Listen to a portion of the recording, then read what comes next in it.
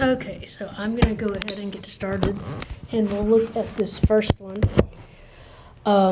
where it says find the phasors for the current and for the voltages of the circuit shown. Construct a phasor diagram showing Vs, I, Vr, and Vl, and what is the phase relationship between Vs and I. Now, I'm not sure, have y'all done a phase diagram yet? I'm not sure y'all have done that. I got this out of a different book. Yes, ma'am. We did a problem, something like that. Okay, all right, so good. All right, so the first thing that I need to do is to change this into the phasor domain. So, but before I do that, I might want to identify what omega is. So what would omega be here?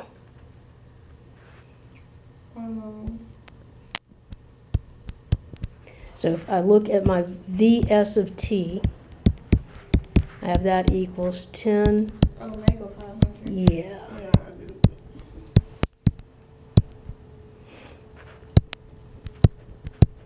So omega equals 500. So now I will change this to the phasor domain. And I know that resistors just remain resistors, so the resistor will be 100 ohms. And inductors, so I have on the front page of the worksheet our conversions here. So for an inductor, the impedance becomes J omega L. So I can replace it with J omega L.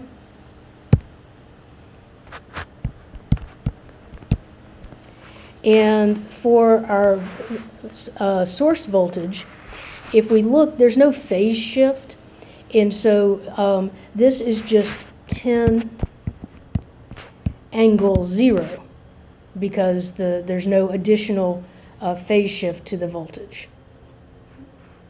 All right, so then from here, I can say that my total impedance is 100 plus J omega L, or 100 plus J, and omega was 500, and L was 0.2.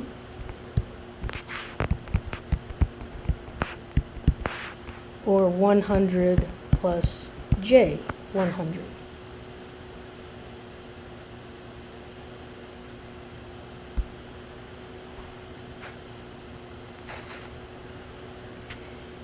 And now I will just use that V equals IZ. So we're used to Ohm's law, V equals IR. It's the same, just with an impedance.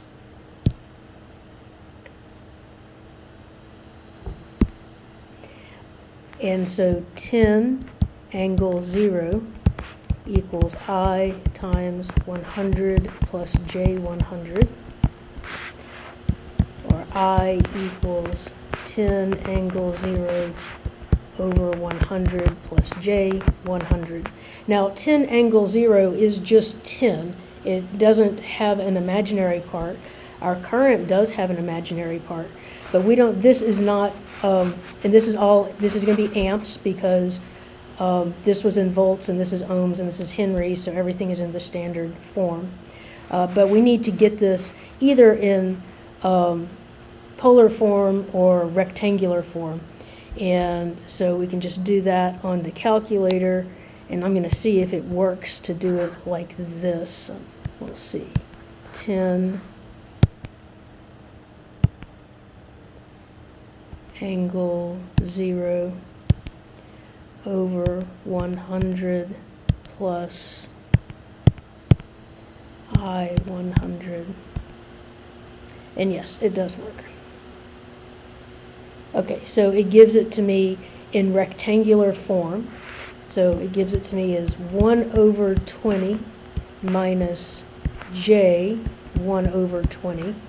Now if I wanted that in decimals, I've got just the approximate button on there, so that's the same as 0.05 minus J 0.05. And then, any luck? Yeah, go ahead. Okay, good. And then now, if I wanted to convert this to polar form, I'm going to go to my complex menu on the calculator, so second, complex, and I scroll down, I guess, to r theta, to number 4 to change to r theta, and I get it's 0.0707 angle negative 45 degrees, and I am in degree mode, so it's showing me degrees. So, do you have your calculator with you? I was just look. I left it home. Okay, I recommend practicing because, Okay. yeah. So, Thank you. so I'm going to wait a second and let you practice that. And this is what we've done so far, right here. So I'm just going to pause the recording for a minute, let you practice the calculations, and then you can copy this if you want and see if you have any questions before I go on. Okay, so now I'm going to get VR and VL. So VR is going to be so VR is the resistance R times I. So we're basically breaking our voltage up into two parts. And so the resistance was 100 ohms. And I was 0.0707 angle negative 45 degrees. And that, since the 100 ohms doesn't have an imaginary part, that just multiplies the amplitude by 100, so that becomes 707 angle negative 45 degrees. And then VL is going to be the imaginary part of the impedance, which is, it was just J omega L times I. So I just took the impedance part, the impedance that was, so you can talk about the impedance as being R plus JX, and so just using the R to get VR and the complex part to get VL. And so J omega L was J times 100, and I, if I look at it in the rectangular form, it'll be easier to multiply that way. That was 0.05 minus J 0.05,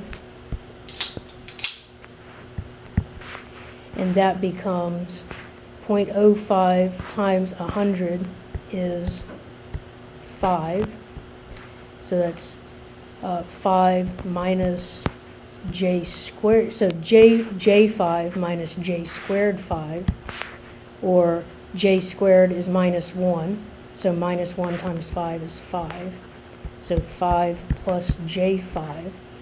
And then I could use my calculator to convert this, but if I just think about it, if I go out 5 on the real axis and 5 on the imaginary axis in the positive direction, this angle has to be 45 degrees. And this side is the side of a right triangle, that's 5, 5. So this side is 5 times the square root of 2. So I can find that. Now, there's nothing wrong with, also just converting it.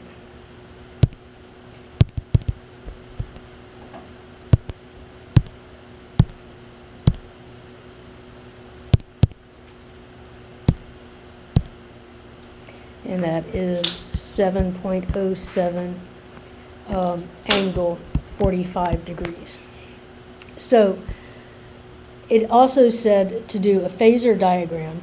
So our source, VS, was 10 at angle 0.